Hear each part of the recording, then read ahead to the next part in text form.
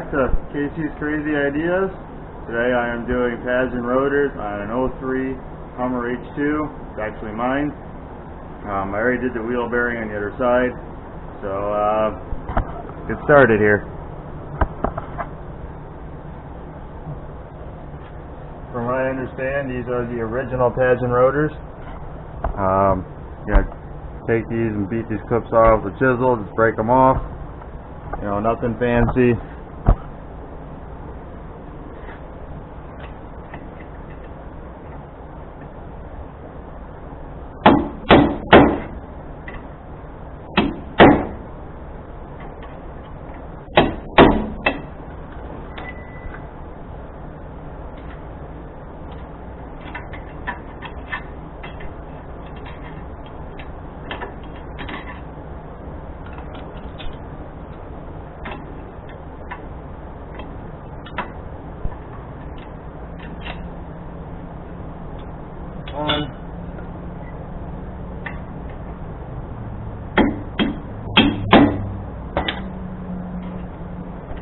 They use this from the factories to hold the rotor on.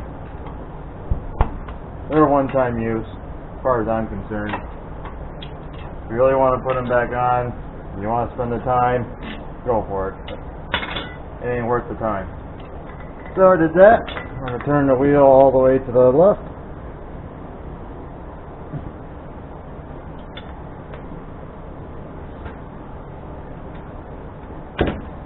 Start by trying to push the caliper in some.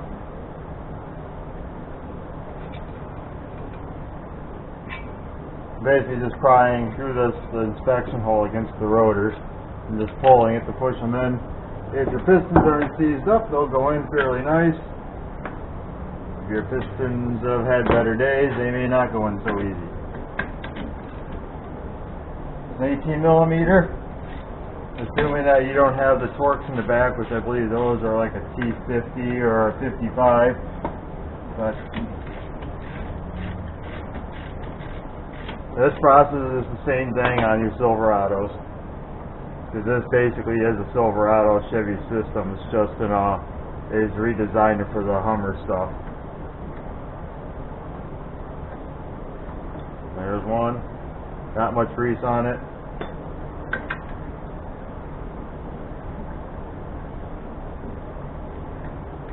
I'm currently doing this in the barn, so I don't have all the tools I normally would have at disposal.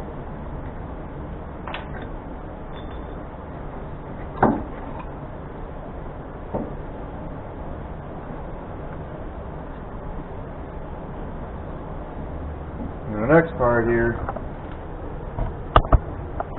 lighting kind of sucks. Get that to maybe sit there. You guys maybe see what I'm doing. So I'm going to take up here channel locks. They actually have tools that you can press these in. I don't have one, but basically I do one at a time because I want to feel how the piston is.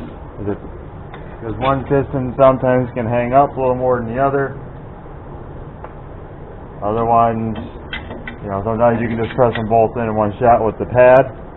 I don't like to do that. But again, I want to know how each piston's handling. You know, if I can't squeeze it in by hand, and I need to go get a new caliper.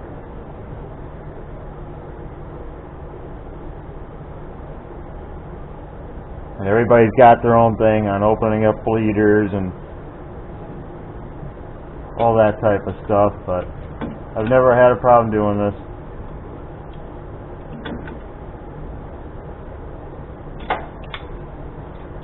Or at least I haven't ran into a situation where doing it caused a problem.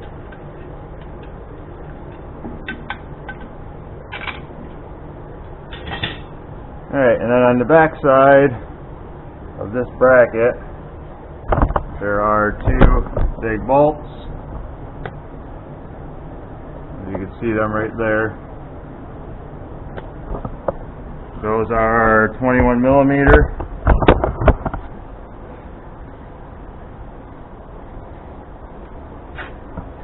Sometimes they come off, sometimes they don't. They are on there with a Loctite from the company. I'm looking for my socket.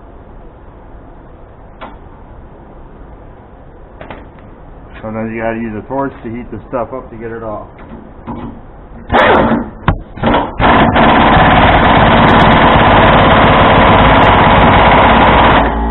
I don't like that one.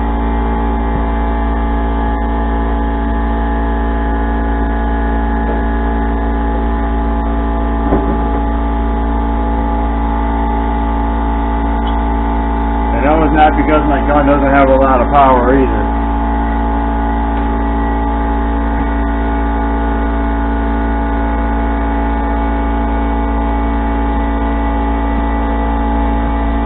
Loctite will hold tight enough where you will snap it off before you get it out. Save yourself the headache and heat them up.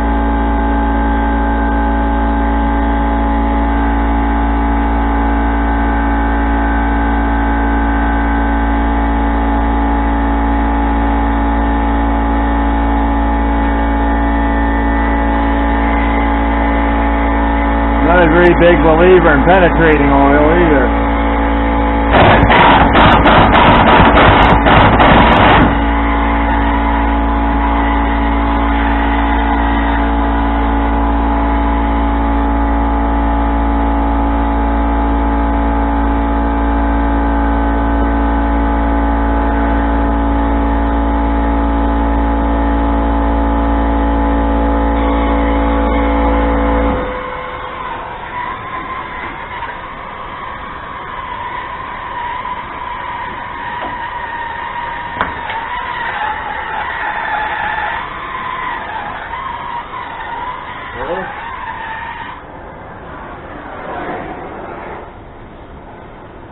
You know, my pads are not work completely all the way down, but my rotors on the back side are beat, and as far as I'm pulsating. So, that's why I'm doing this. I probably got another 10,000 miles out of these yet to go if I really wanted to.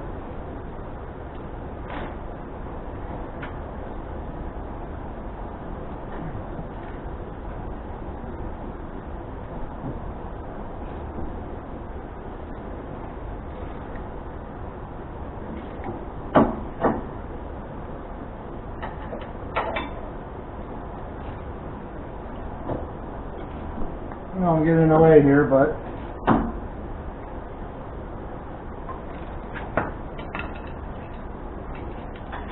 I kind of need the room to get it off.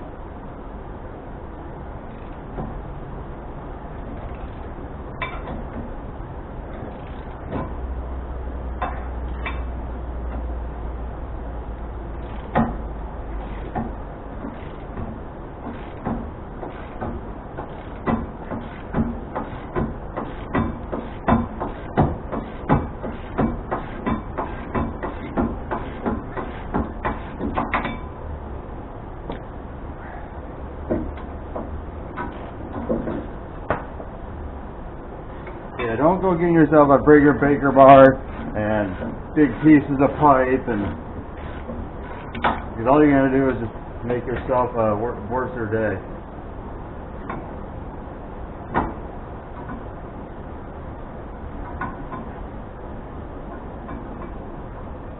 And even I think propane will be enough to heat this stuff up in some cases, but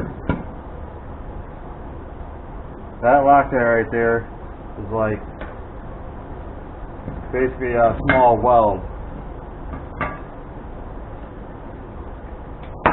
And as you can see, they're not wore down all the way, but they got glazing, they got high and low spots. So in the back of my rotor,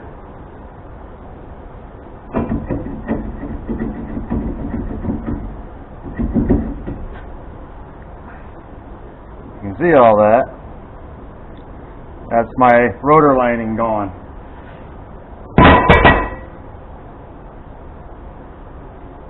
And yes, all my stuff is sliding off because I fluid film everything. Stuff's amazing. I'm actually going to be rust proofing this truck after this is done. Probably won't be today, but I'll at least get this done. I'm gonna wash the truck off and then let it dry, and we'll come back. I'll jack it up, take all the tires off, pull all the plastic out, and we're gonna fluid film this whole vehicle.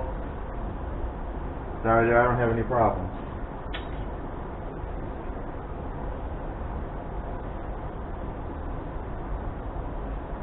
The hub's actually really clean.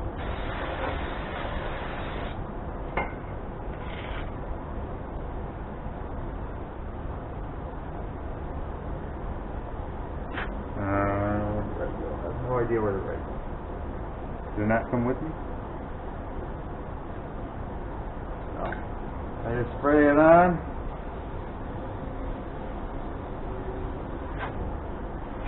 Studs and all.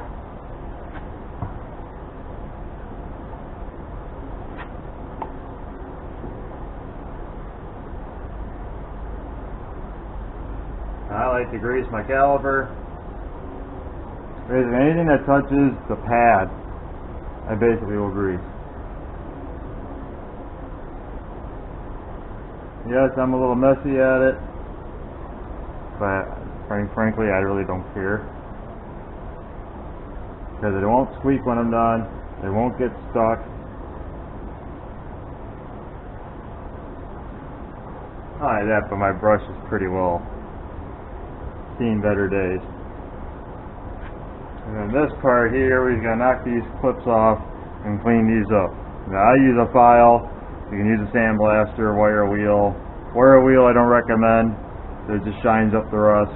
But I'm going to do that off camera because it takes a good bit. Good. Okay, now that it's all shined up and all that type of stuff, I'm going to paint it all up. And yes, I know my lighting sucks, but doing what I can.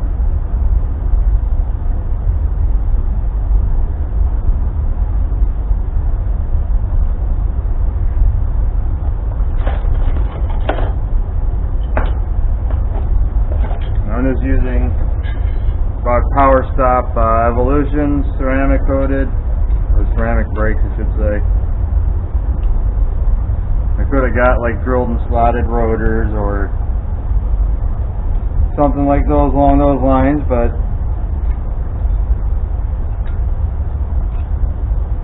didn't really care for all that. I don't really think it does that much difference, especially on a small daily driver. It does normal driving. Now if you were racing and all that stuff, and probably I would recommend doing that, but I just go to work, drive it to here and there, maybe go out of state. I don't need my super top of the line brakes, but I also don't want the cheapest thing you can possibly buy either. I did buy a kit off of Rock Auto. They offered one, so I went with it. You get the pads, the rotors, the hardware. I think I paid like $130,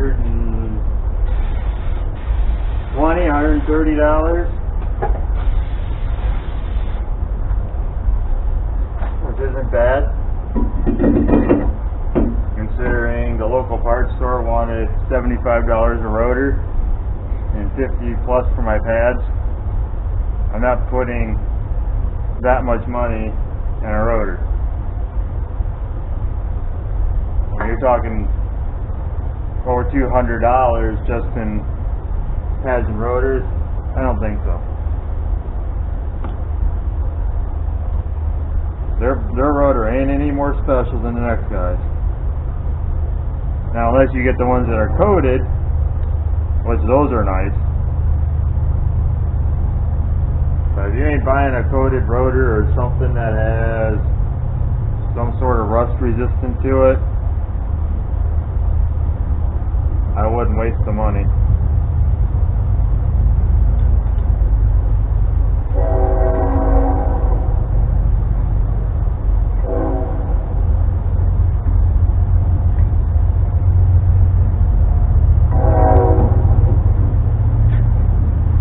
trying to not touch anything with my greasy paws. Wrong bolts. I know I'm not cleaning off these bolts, so I'm just going to reuse the Loctite that's on them. That's more than sufficient, as far as I'm concerned.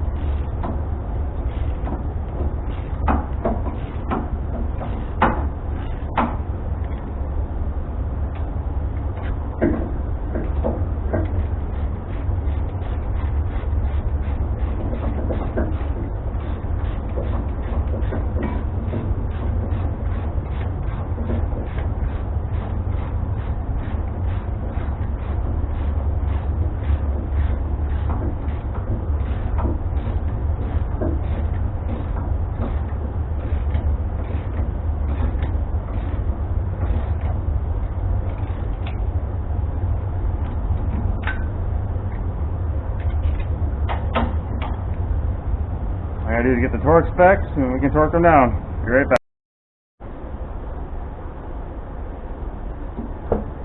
So with that all tight,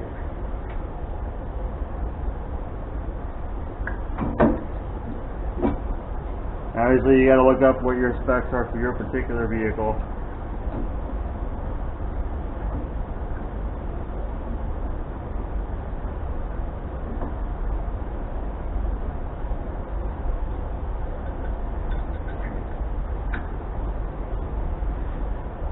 I'm not saying what these are, only because I don't want any accountability or anything like that, saying anything about my tires fell off or stuff like that.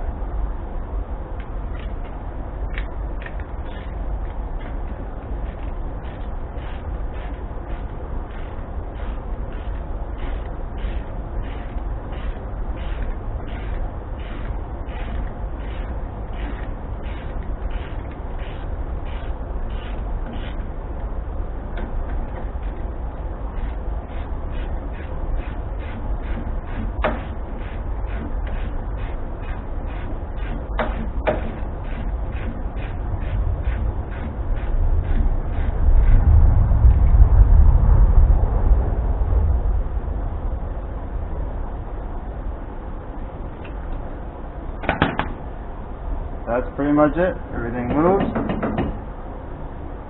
after that, you just put the tire back on and pump up your brakes and brake them in a little bit, and you're done. So without further ado, thanks for watching, and I'll see you in the next one.